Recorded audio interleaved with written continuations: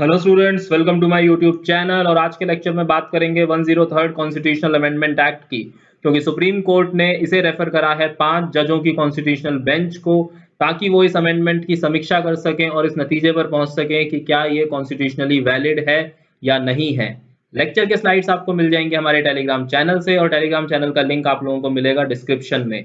और आप चाहें तो हमें फॉलो कर सकते हैं इंस्टाग्राम पर भी। This is our Instagram handle umi_UPSC।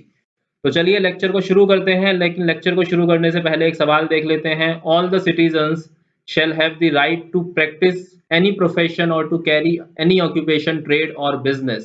ये कौन से आर्टिकल में है, कौन से आर्टिकल में ये बात कही गई है?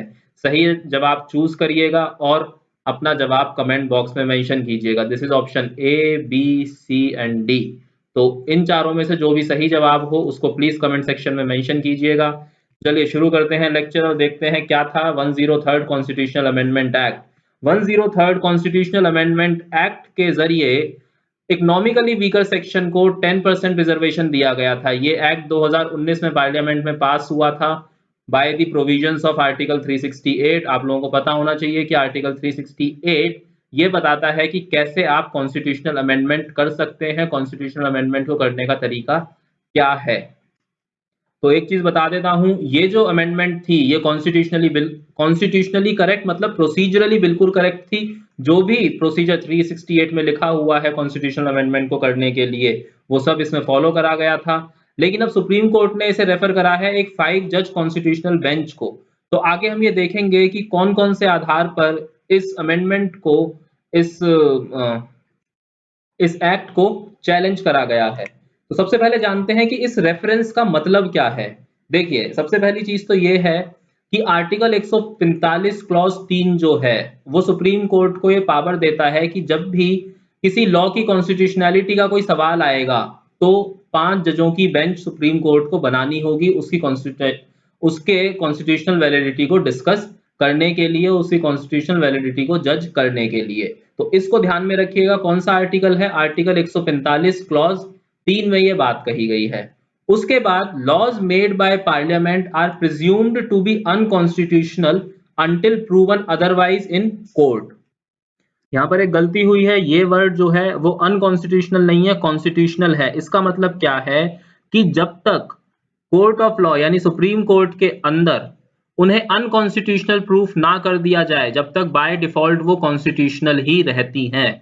मतलब किसी को पिटीशन लगानी पड़ेगी, केस लड़के उसे अनकॉन्स्टिट्यूशनल प्रूफ करना पड़ेगा, तभी उसे अनकॉन्स्टिट्यूशनल माना जाएगा। जब तक कोई ऐसा नहीं करता तब तक वो लॉ या तब तक वो अमेंडमेंट कॉन्स्टिट्यूशनल ही मानी जाती रहेगी। उसके बाद SC has refuse to stay 103rd amendment. इसका मतलब ये जो रेफरेंस है ये कोई स्टे नहीं लगाता है 103rd अमेंडमेंट से। अभी तक जो भी 103rd अमेंडमेंट का एप्लीकेशन चल रहा है, जहां पर भी अप्लाई करी गई है, लागू करी गई है, वो ऐसे ही चलता रहेगा। इससे कोई फर्क नहीं पड़ेगा on the operations of EWS quota. इस रेफरेंस से कोई फर्क नहीं पड़ने वाला। फर्क कब पड़ेगा? जब ये अनकॉन्स्टिट्यूशनल डिक्लेयर हो जाएगी तो। लेकिन अभी तक के लिए रेफरेंस है, स्टे नहीं है। इस चीज को ध्यान में रखिएगा। This is not a stay, this is a reference. ठीक है, ये स्टे नहीं है 103rd कॉन्स्टिट्यूशनल अमेंडमेंट का। आगे देख लेते हैं कि 103rd अमेंडमेंट एक्ट आया क्यों था। देखिए, मैं आपको एक थोड़ी सी कहानी सुना देता हूं। इससे पहले इंदिरा गांधी ने बनाई थी मंडल कमीशन। ठीक है जी, इंदिरा गांधी ने मंडल कमीशन बनाया था। मंडल कमीशन ने अपनी रिपोर्ट दी और मंडल कमीशन ने अपनी रिपोर्ट में यह कहा कि आपको ओबीसीज को 27% कोटा देना चाहिए। लेकिन इंदिरा गांधी ने इस रिपोर्ट को दबा दिया और इस रिपोर्ट के ऊपर कोई कार्रवाई नहीं करी। उसके बाद मोरारजी देसाई की सरकार आई, तब भी इस रिपोर्ट के ऊपर कोई कार्रवाई नहीं हुई। लेकिन मोरारजी देसाई की सरकार 2.5 साल में गिर गई। फिर से इंदिरा गांधी की गवर्नमेंट आई, फिर राजीव गांधी की गवर्नमेंट आई, इसके ऊपर कोई कार्रवाई नहीं हुई। लेकिन 1988 में जब वीपी सिंह यानी विश्वनाथ प्रताप सिंह प्राइम मिनिस्टर बनते हैं, वो मंडल कमीशन की रिकमेंडेशंस को लागू कर देते हैं। जिसकी वजह से क्या होता है, सेंटिमेंट खराब हो जाता है। स्टूडेंट्स बहुत ज्यादा जो है विद्रोह करते हैं, इसके अगेंस्ट बहुत सा एजिटेशन होता है और एक civil war kind of situation बन जाती है। तो 1988 में वीपी सिंह की सरकार आई, लेकिन वो सरकार भी अपना टेन्योर शायद पूरा नहीं कर पाई थी और जल्दी वो सरकार गिरी और 1991 में PV Narasimha Rao prime minister बनते हैं। पीवी नरसिम्हा राव ने 10% रिजर्वेशन दे दिया था ईडब्ल्यूएस कैटेगरी को, यानी इकोनॉमिकली वीकर सेक्शन को उन्होंने 10% रिजर्वेशन दिया, जो स्वर्ण समाज था उसको खुश करने के लिए, क्योंकि जनरल कैटेगरी के जो लोग थे वो उस 27% रिजर्वेशन की वजह से बहुत नाखुश थे, क्योंकि तब रिजर्वेशन टोटल मिलकर 22 पहले था और 27 और ऐड हो गया, तो वो ऑलमोस्ट 50% के करीब पहुंच चुका था। तो जनरल कैटेगरी के लोग बहुत नाखुश थे। वीपी सिंह ने उनको खुश करने के लिए 10% ईडब्ल्यूएस कोटा ला दिया, लेकिन कोर्ट के अंदर उसका वैलिडिटी चेक करी गई और कोर्ट ने उस चीज को नल एंड वॉइड कर दिया, क्योंकि हमारा कॉन्स्टिट्यूशन कहीं पर भी इकोनॉमिक आधार पर, ठीक है, अर्थ यानी आय के आधार पर कैटेगराइज करने का या रिजर्वेशन देने का नियम नहीं है, उसकी इजाजत नहीं देता है। वो सिर्फ सोशली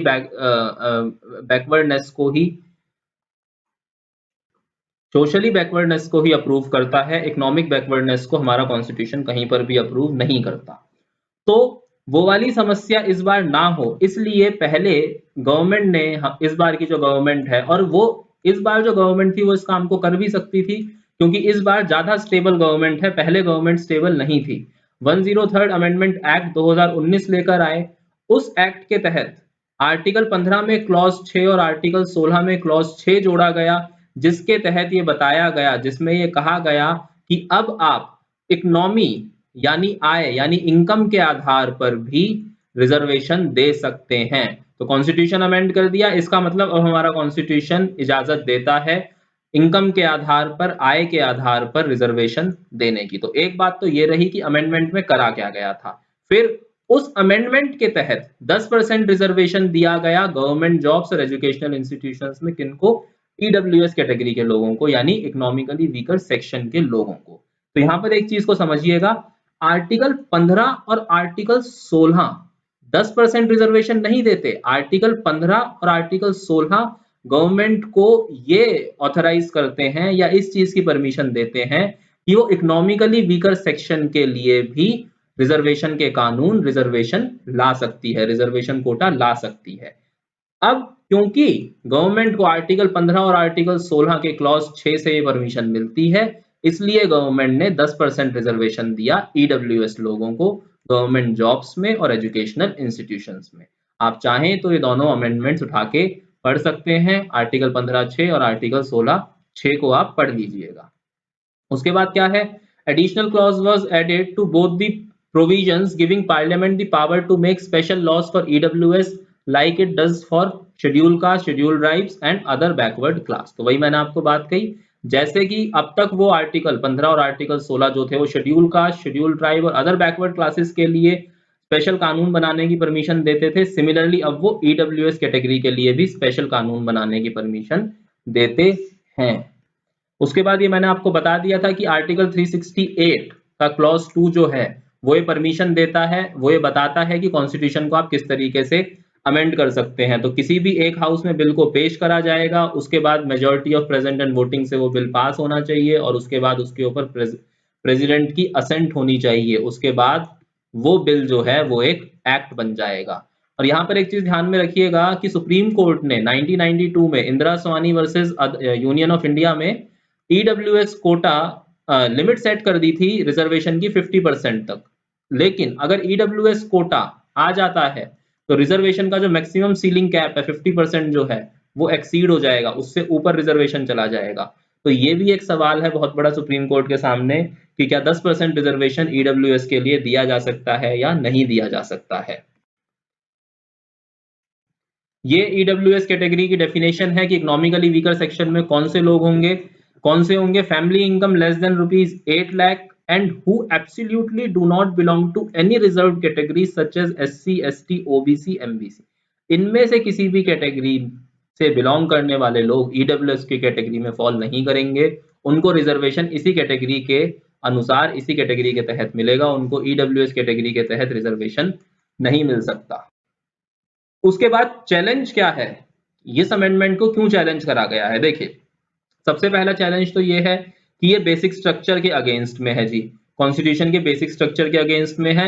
ऐसा कहा जा रहा है कि हमारा कॉन्स्टिट्यूशन जो है वो केवल सोशली डिसएडवांटेज ग्रुप्स के लिए लॉ बनाने की परमिशन देता है, स्पेशल प्रोटेक्शन देने की परमिशन देता है, इकोनॉमिकली डिसएडवांटेज ग्रुप्स के लिए नहीं देता है। तो ये कहा जा रहा है कि 103 अमेंडमेंट जो है वो बेसिक स्ट्रक्चर के अगेंस्ट है। लेकिन मैं आपको एक बार रिमाइंड करा देता हूं कि बेसिक स्ट्रक्चर की कोई डेफिनेशन नहीं है, अभी तक भी बेसिक स्ट्रक्चर की कोई पर्टिकुलर डेफिनेशन नहीं है, कोई सर्टेन डेफिनेशन नहीं है। Over the period of time with the reference of many cases Supreme Court had decided Supreme Court had stated many features as the basic structure of the Constitution। तो जरूरी नहीं है कि ये वायलेशन हो सकता है सुप्रीम कोर्ट मान ले कि ये भी हमारे बेसिक स्ट्रक्चर का एक आधार है, क्योंकि अगर आपने प्रियम्बल पढ़ा होगा तो जहां पर आप जस्टिस की बात करते हैं वहां पर आप इकोनॉमिक जस्टिस की भी बात करते हैं, प्रियम्बल में ये चीज लिखी हुई है। तो ऐसा जरूरी नहीं है कि ये बेसिक स्ट्रक्चर वाली जो चीज है, बेसिक स्ट्रक्चर वाला जो चैलेंज है वो स्टैंड करे ही करे। उसके बाद नेक्स्ट जो चैलेंज है वो क्या है, जो अगला चैलेंज है वो ये है कि Indira Swani and others versus Union of India 1992 में जो रूलिंग आई थी, ये केस कब हुआ था, जब पीवी नरसिम्हा राव ने 10% कोटा दिया था ईडब्ल्यूएस कैटेगरी को। तो Indira Swani and others versus Union of India case था। तो उसमें एक तो ये माना गया था कि इकोनॉमी के आधार पर आप रिजर्वेशन नहीं दे सकते हैं, आप केवल बैकवर्ड क्लासेस को रिजर्वेशन दे सकते हैं, आप केवल सोशली डिसएडवांटेजेस ग्रुप को रिजर्वेशन दे सकते हैं। और दूसरा ये था कि जो रिजर्वेशन है वो 50% से ज्यादा नहीं हो सकती, इस चीज को ध्यान में रखिएगा। ये सबसे बड़ा एक पॉइंट है जो अगेंस्ट में जा सकता है, जो अगेंस्ट में जा सकता है कि जो मैक्सिमम जो सीलिंग कैप थी वो सुप्रीम कोर्ट ने 50% पर फिक्स करी थी। उसके बाद जो तीसरा चैलेंज है वो है आर्टिकल 19 क्लॉज 1 सब क्लॉज जी को लेकर, ठीक है, जो क्या कहता है, to practice any profession and trade.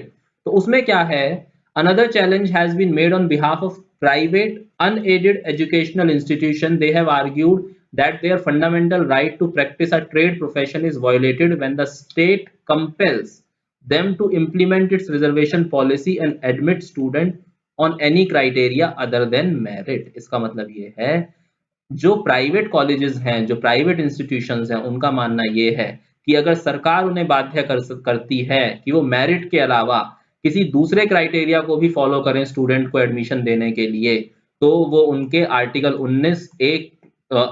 19 sub clause 1 article 19 clause 1 sub clause जी जो उनको अधिकार देता है उसका वायलेशन है। तो इस चीज को ध्यान में रखिएगा। ये सवाल मैंने आपसे पूछा था और उसका आंसर भी मैंने आपको यहाँ पर दे दिया है, ठीक है। ये किसका वायलेशन है, आर्टिकल 19 क्लॉज 1 सब क्लॉज जी का, ऐसा उनका मानना है। ये चीज सुप्रीम कोर्ट जज करेगा, सुप्रीम कोर्ट डिसाइड करेगा कि क्या ये वायलेशन है या नहीं है। अब इसमें गवर्नमेंट की तरफ से आर्ग्यूमेंट क्या है, गवर्नमेंट का पक्ष क्या है। देखिए पहली चीज तो मैं आपको बता देता हूं कि इसको लॉ को, अभी पहले भी हमने बात करी थी कि अनकॉन्स्टिट्यूशनल प्रूफ करने का जो बर्डन है वो किसके ऊपर होता है, पेटिशनर के ऊपर होता है। यानी पेटिशनर को उसे अनकॉन्स्टिट्यूशनल प्रूफ करना है, ठीक है। सरकार को केवल उसका बचाव करना है, सरकार के ऊपर और कोई ज्यादा प्रेशर नहीं है। अगर पेटिशनर की दलीलों में दम नहीं हुआ, ठीक है, तो समीक्षा करने वाली बेंच उसको अनकॉन्स्टिट्यूशनल घोषित करे, ये जरूरी नहीं है। तो ये सारे का सारा पेटिशनर को देखना होगा, उसे बहुत सॉलिड पॉइंट्स निकालने होंगे उसको अनकॉन्स्टिट्यूशनल प्रूफ कराने के लिए। अब तक जितने भी पॉइंट हम लोगों ने डिस्कस करे हैं उनमें से कोई भी ऐसा पॉइंट नहीं है जो बहुत ही कॉन्क्रीट लगे। अगला क्या है, द गवर्नमेंट ने क्या आर्ग्यू करा है कि आर्टिकल 46 जो है डीपीएसपी में, आर्टिकल 46 जो है वो क्या कहता है, the state shell prompt with special care the educational and economic interest of the weaker section, ठीक है। तो स्टेट ने ये कहा है, सरकार का ये पक्ष है कि भाई आर्टिकल 46 ये कहता है कि आपको आय के आधार पर भी समानता लानी है। इसका मतलब जो इकोनॉमिकली वीकर सेक्शन है उनके इंटरेस्ट का भी आपको ख्याल रखना है और उनको भी इक्वल अपॉर्चुनिटीज देनी है। तो सबसे पहली चीज सरकार क्या कहती है, उनका आर्ग्यूमेंट क्या है कि हमने तो आर्टिकल 46 के हिसाब से काम करा है। लेकिन फिर वही बात आती है, सुप्रीम कोर्ट ये कहता है कि एफआर और डीपीएसपी के बीच में हमेशा कॉन्फ्लिक्ट रहा है और सुप्रीम कोर्ट ने हमेशा एफआर को ऊपर माना है। लेकिन सुप्रीम कोर्ट ने यह भी कहा है कि डीपीएसपी का सरकार इस्तेमाल कर सकती है। तो अब सुप्रीम कोर्ट के सामने एक और सवाल होगा कि अब वो इसको कैसे देखता है। And schedule caste and schedule tribe and shall protect them from social injustice all form of exploitation the laws says. उसके बाद सरकार का ये कहना है कि अगर पेटिशनर ये कह रहे हैं कि ये बेसिक स्ट्रक्चर के अगेंस्ट है तो उन्हें ये बहुत क्लियरली एस्टैब्लिश करना पड़ेगा कि कॉन्स्टिट्यूशन की आइडेंटिटी को हम लोगों ने ऑल्टर करा है, कॉन्स्टिट्यूशन की आइडेंटिटी के साथ हम लोगों ने छेड़छाड़ करी है। और इस चीज को प्रूव करना बहुत ही मुश्किल होगा, खासकर उस समय में जब सेंटर पर एक बहुत ही स्टेबल गवर्नमेंट हो, ऐसी गवर्नमेंट हो जिसके पास क्लियर मैंडेट हो। तीसरा जो पॉइंट, चौथा यहाँ पर जो पॉइंट है, जो सबसे इंपॉर्टेंट पॉइंट है, वो ये है, गवर्नमेंट ने ये कहा है, जैसा इंदिरा सोनी केस में कहा गया था कि सोशली बैकवर्डनेस के आधार पर ही कोटा दिया जा सकता है, इकोनॉमिक बैकवर्डनेस के आधार पर नहीं दिया जा सकता। तो सरकार ने इसमें एग्जाम्पल दिया है Ashok Kumar Thakur versus Union of India 2008 का केस है, जिसमें गवर्नमेंट ने जब ओबीसी की डेफिनेशन दी तो उसमें केवल उसने कास्ट का सहारा नहीं लिया था, केवल कास्ट एक क्राइटेरिया नहीं थी ओबीसी की डेफिनेशन में, उसमें इकोनॉमिक फैक्टर्स भी थे। आपको ध्यान होगा, आप लोगों को पता होगा कि ओबीसीज में क्राइटेरिया है क्रीमी लेयर और नॉन क्रीमी लेयर वाला। तो क्रीमी लेयर्स को कोटा नहीं मिलता है, ओबीसी कैटेगरी के केवल नॉन क्रीमी लेयर को कोटा मिलता है। और ये क्लासिफिकेशन सरकार सुप्रीम कोर्ट ने कब करा है? 2018 में Ashok Kumar Thakur versus Union of India case में सुप्रीम कोर्ट ने इसको माना है कि ओबीसीज की डेफिनेशन में केवल आप कास्ट नहीं देखेंगे, आप क्रीमी और नॉन क्रीमी लेयर यानी कि इकोनॉमिक फैक्टर्स को भी कंसीडर करेंगे। तो जरूरी नहीं है कि वो वाला आर्ग्यूमेंट भी सस्टेन करे जो Indra Sawhney versus Union of India case में लिया गया था। उसके बाद the government had argued that constitution allows the parliament to place. तो देखिए, अभी पिछले हम बात कर रहे थे कि article 1, article 19 clause 1 sub clause जी का वायोलेशन है, लेकिन सरकार को अधिकार है वो reasonable restrictions on the right to carry on trade. इसका मतलब क्या है कि गवर्नमेंट के पास परमिशन है, पार्लियामेंट के पास परमिशन है कि वो रीजनेबल रिस्ट्रिक्शंस लगा सकती है ट्रेड करने के तरीके पर, ट्रेड करने के अधिकार पर, और ऐसा सुप्रीम कोर्ट ने कई बार करा भी है। आप प्रीवियस रूलिंग्स उठा के पढ़ेंगे सुप्रीम कोर्ट की, तो एक दो बार ऐसा हुआ भी है जब सुप्रीम कोर्ट ने पब्लिक वेलफेयर और ट्रेड में से पब्लिक वेलफेयर को चुना है, ट्रेड को नहीं चुना है। So thanks for watching this lecture. This is all about the constitutionality of Amendment 103rd. So please like, share and subscribe the channel and press the bell icon for the updates of the channel.